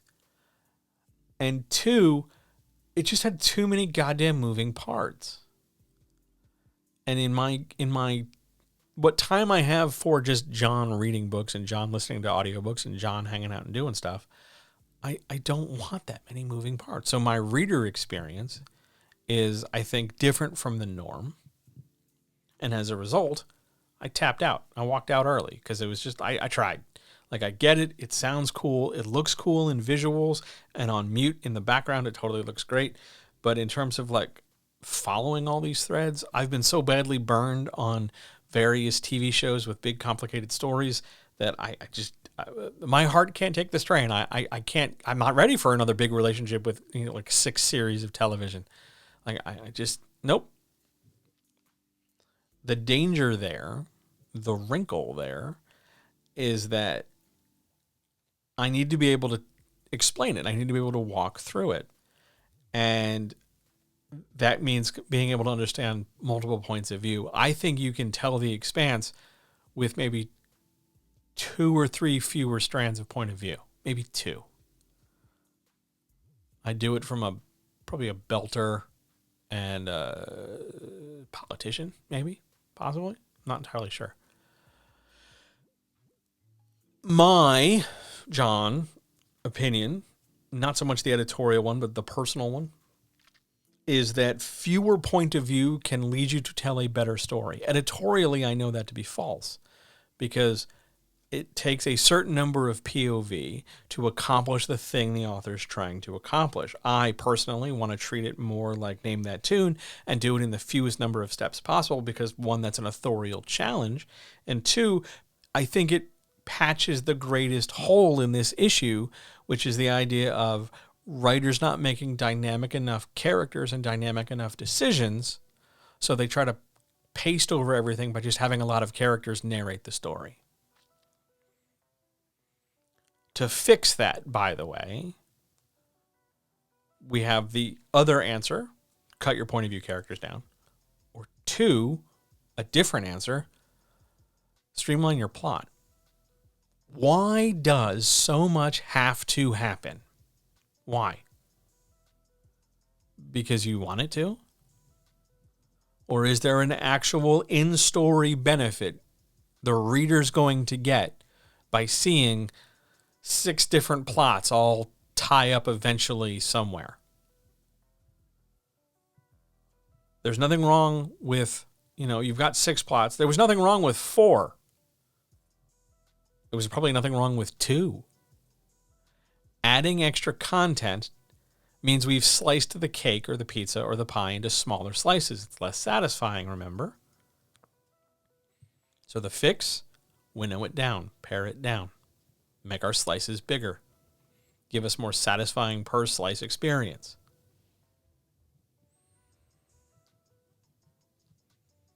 Next problem. Let's go tackle arcs. Help, my arcs resolve at all the wrong times. I can't time my arc climaxes to my main plot climax.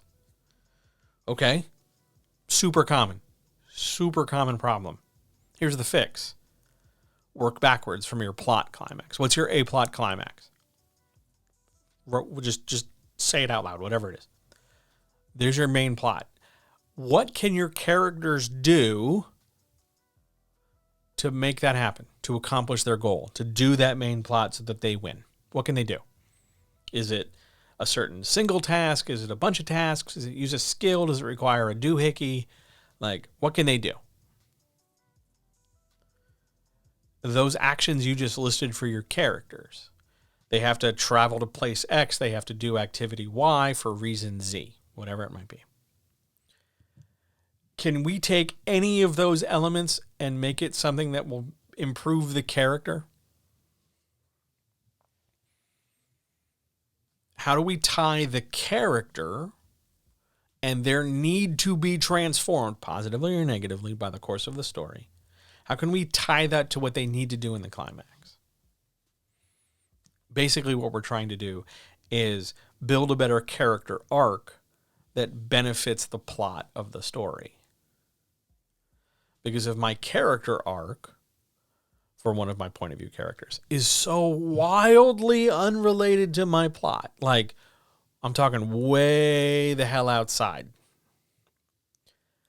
the reader's not going to really see any benefit or understand the connection you're making. And if the connection you're making or the benefit you're granting is really convenient, let me think of a hyperbolic example. In a plot, I need to get a magic sword to attack the evil dragon. And my arc is I have to get better at, I got to make something stupid up. I have to get better at picking up things. No, I don't know. It's a dumb example. I have to get better at picking up things because, conveniently, I get to pick up this sword, which just so happens to be the one sword that kills the evil dragon. The more far out and disconnected my arc becomes, the harder it is to figure out a way to tie it to the plot, tie it to the climax, have my stuff somewhat synchronized. If it happens too early in a story, it's going to seem like my growth didn't really matter because the majority of the story is spent with me having made the change. If it happens too late, it's going to feel like an afterthought. Oh, by the way, I also just decided to do this thing. The climax of the story is for the story, for the context and chronology and time and space it takes place in. It's the biggest deal I have. So why wouldn't it have a transformative effect on the character? If it's really a big deal, it should leave an impression. Whether that's a positive one or a negative one, it should leave something.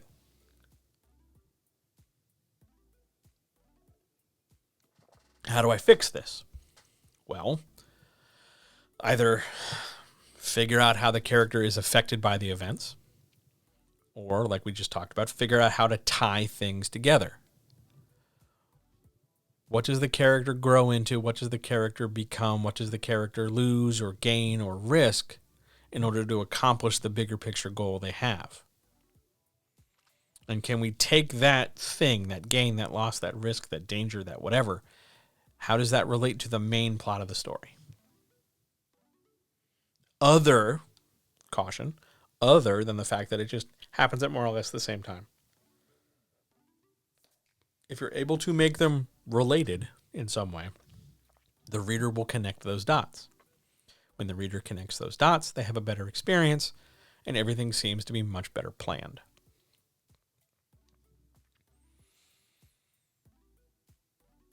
Let's go talk about plot problems. Oh my God, I have too many characters doing too many things. Well, good news. Solution, either reduce the number of plots, reduce the number of characters, or both. Fun fact, you are going to be better off reducing both. It's going to streamline your story. Yes, it means you're going to have to delete the things you wrote. Yes, I'm sorry. This is the nature of the job.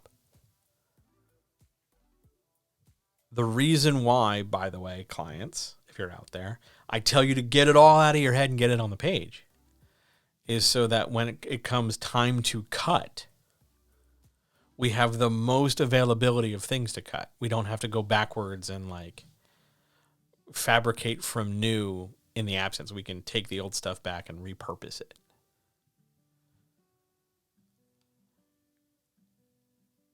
Making your multi-plot, whatever, your multi-arcs, your multi-points of view, making it work comes down to having a very clear idea for what it is you're trying to say. Do not overlook theme here. It's not just about cool people doing cool stuff in a cool place.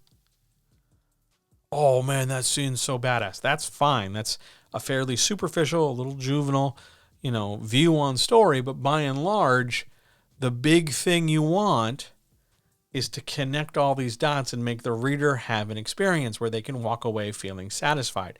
Theme is one of those things that helps satisfy readers. Because then it isn't just, well, I read this thing and it felt like somebody was telling me the events. Theme holds story together. So if your plots lack theme,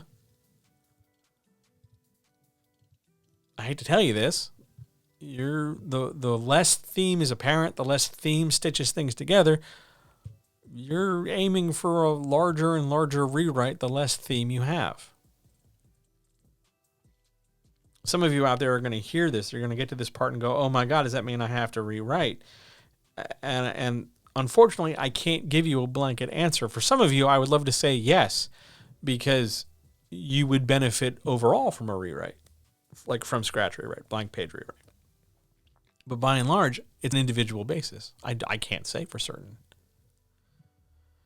But when you're crafting a point of view character and you're crafting an arc for them and you're giving them a plot that parallels and mirrors the bigger, greater story plot, theme is what's going to help it relate. Theme is what the reader's going to attach to. Theme is why somebody's going to give a shit about the character. It's not enough just for them to wear cool hats or do cool stuff. And for some reason, that's a real hard lesson for some people to learn. Maybe it's because they're too close to the character to begin with. I'm not sure. But fundamentally, you need all three of these things. Let me look at my notes a second and see if I ticked off all my boxes. I apologize for the erratic nature of this. This was one of those things where when I was making notes and rehearsing, I was just furiously making 2 columns of ideas, and they didn't entirely hopscotch together. Okay. Let's tackle one big thing. I need my story to have a sympathetic villain. Because I have all this stuff going on. And I have all this stuff planned out for later. Okay. Here's the solution. And this is definitely in the column of you're not going to like this. Delete them. Cut them. Does it leave a villain-shaped hole then? If it does, well, good news, you can put them back in, and then you have to fix everything else around them. But if it's just there because you think it would be really cool to be a lot like that anime you watched where a character had a redemption arc and then became a point of view or became a character everybody liked, which is not the same as a point of view character. I'm really happy you liked that thing, but you don't have to do that thing in your own work. If that redemption happens so early, it doesn't have any value because you spend the majority of your time with an already redeemed character. If the redemption happens too late, you better be killing that character off in order for that redemption to matter. And in both of those cases, you don't need a POV character because their value isn't so much in what they can share and connect with the reader. It's in terms of what they do.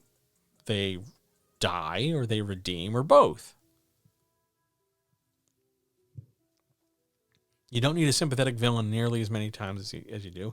And you don't need, just the flip side of the coin, the anti-hero nearly as much as you do. The anti-hero, if you really want to split hairs about the anti-hero is the hero that does not conform to society's rules. They do their own thing. You're a loose cannon, McCluskey. Anti-hero. If you're looking for your D&D comparison, it's chaotic good. They do their own thing, but it benefits the greater whole. You don't need to do that either in order to establish that your character doesn't follow the rules or doesn't like the current establishment and therefore they get to be snarky for 200 pages. You can just have your character be snarky. It's totally fine. The fix for that and the sympathetic villain is to try taking this character out of the story and seeing honestly what actually happens. And then either rebuilding the character the way it is or build the support around that character so that if you do have to, for whatever reason, make them a point of view character going forward, you at least have something beyond just the tentative idea that, can they coexist? He used to be a bad guy. Because that gets tired real fast. And eventually you just have to trust your point of view characters eventually have to trust your other point of view characters. Otherwise your story slows to an absolute halt.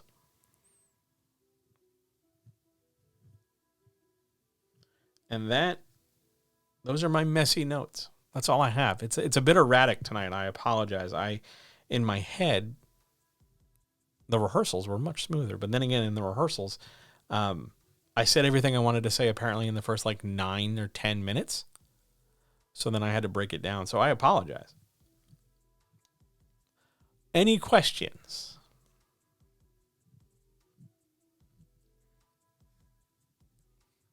If you walk away with nothing else, the big deal here is that it is very likely that your big, giant, epic science fiction or epic fantasy story maybe has too many points of view and that they're not distinct enough from each other because each point of view character needs to have their own arc, needs to have their own subplot, and needs to develop in relative conjunction with the main plot.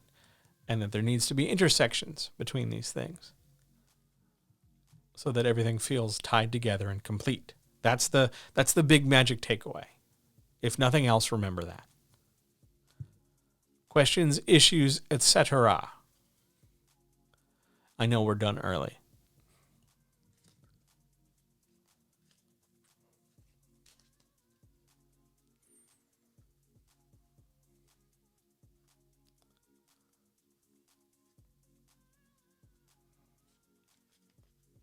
Let me make a few points about examples of this stuff. Cases where it would work, cases where it wouldn't. Just for some giggles, but also I think they better illustrate my point. Generally, if you frame your story with a single point of view, The reader's going to side with that point of view, and then anything opposed to it is going to be taken to some kind of an extreme, i.e. comic book movie. We follow Superman, and anybody who opposes Superman is seen as the bad guy.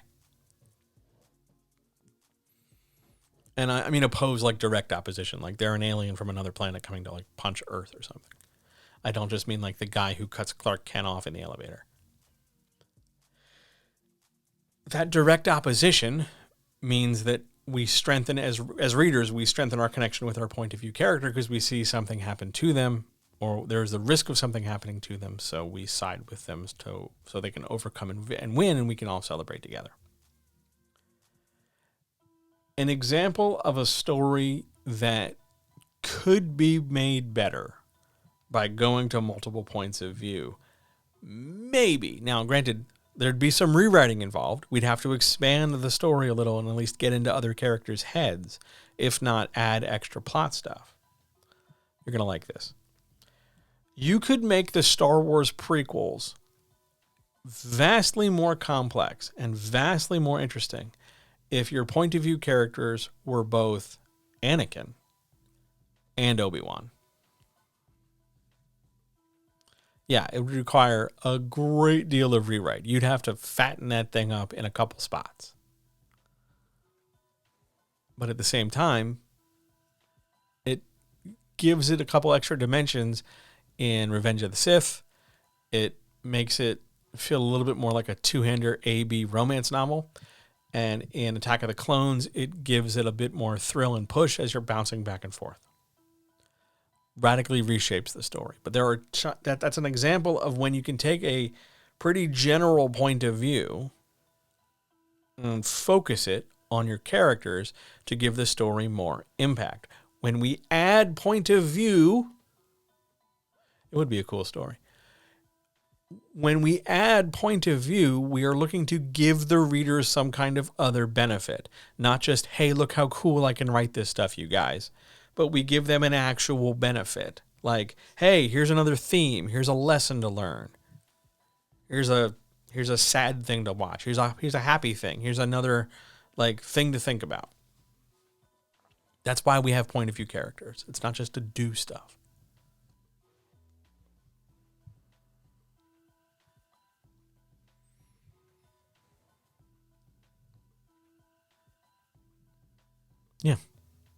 Yeah, I'm good. Questions, issues, etc. Else we will do some housekeeping and get on out of here.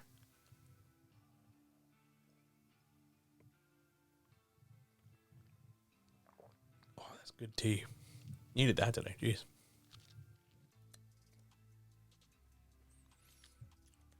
All right. I don't know. It was okay. I could have done better. I will. Thank you for 600. Wow, 600 bits. That just seems like a lot. I'm not quite sure what bits are, but I mean, I know what they are ostensibly. But thanks. That's great. I appreciate that. Yeah, I tried to. I'm pretty. Yeah, I feel good about this overall. I think I could have gotten more specific in some spots, but it got kind of technical. But I'm good. But let's do some housekeeping, shall we? Let's do some housekeeping. So the next time I'm here, talking to you into this microphone, is where's my calendar? Is Wednesday, this coming Wednesday, December. I can't believe it's December. December the 8th. I will be right here for the writers' chat. There are some fantastic questions. Some spicy. Most pretty good. I mean, it's going to be a good chat. I'm really looking forward to it. Yeah, that'd be nice. Next Monday, there will be another Monday. I don't know the topic for next Monday yet. I will probably know by Wednesday. Here's what I'm thinking. I will probably... there's always an option. Apparently, it is good Twitch etiquette, I guess would be the word, to just kind of do like a casual, hey, I'm hanging out for a few hours kind of thing, although I don't know what exactly I would do, but whatever. 2, there's a real possibility that I might do something like bring me your pitch and I'll fix it. I don't have a better name for that right now, but that sort of requires audience participation. I'm not entirely sure people would be down for that. I might put a poll on the Discord and we'll find out. Third thing, I might do like a start to finish kind of vibe, like what I did in an earlier stream or an earlier recording was take an idea and build it all the way through. I might do that again for a different genre. I don't know. I'm open to suggestions. If you have suggestions, I'm all ears. Make them here. Find me online. Find me on Twitter. Find me on the Discord. Write me an email, etc. I'd be more than happy to do whatever you got to do. It takes no problem at all if you want to make suggestions. I say yes to 99% of them. But that's next Monday's stream. For now, this week, it's the writer's chat. Other bits of housekeeping. At some point, I'm taking probably the last week or so post-Christmas off. So there won't be any streams. There won't be any Patreon that week. I'm going to like unplug for a week and come back in January just because I don't want to work holidays and I want to like see my friends and stuff before whatever else happens in the world. But that's a down the road thing. That calendar announcement will get made later. But for now, there's this. This, by the way, will be the second thing back on the podcast feed. So if you were previously following Write the Revolution, it's been rebranded as John Helps You Tell Your Story. Logo to be determined. I'm busy fucking around with it, for lack of a better word. I'm working on it. But this will be out on the podcast feed tomorrow, as will the chat on Wednesday. And I'm going to start like loading the backlog of other audio and other stuff to the podcast feed as like over the course of the week. There might be one or two things. So if you're, want the link for, I don't have the link for that at this exact second, but I will have it for Wednesday. There will probably be a command in chat where you can get the feed. I will do that. I'll probably prep that tomorrow. But yeah, know that the podcast is coming back, as is the newsletter. Not the Substack. The Substack experiment is over. We're talking straight up newsletter in your inbox. It does not yet have a name. Probably looking at something like the Novel Toolbox, or John emails you weekly or something. I don't quite know the name yet. I'm working on it. That's this weekend's project. But yeah, there's my housekeeping for the moments. I will see you guys on Wednesday for the chat, 7 p.m. Eastern. Thank you so much for being here. I really appreciate your time. I apologize for the erratic and chaotic stuff here. Yeah, we're working on it. We're in this together, ladies and gentlemen, boys and girls, guys, gals, non-binary pals. We're in this together, doing what we're doing. I hope you guys are well. Please take care of yourselves. Have some water. Get some rest. Stay warm or cool. Be comfortable. Love yourself and somebody else. And I will talk to you guys very, very soon. See you.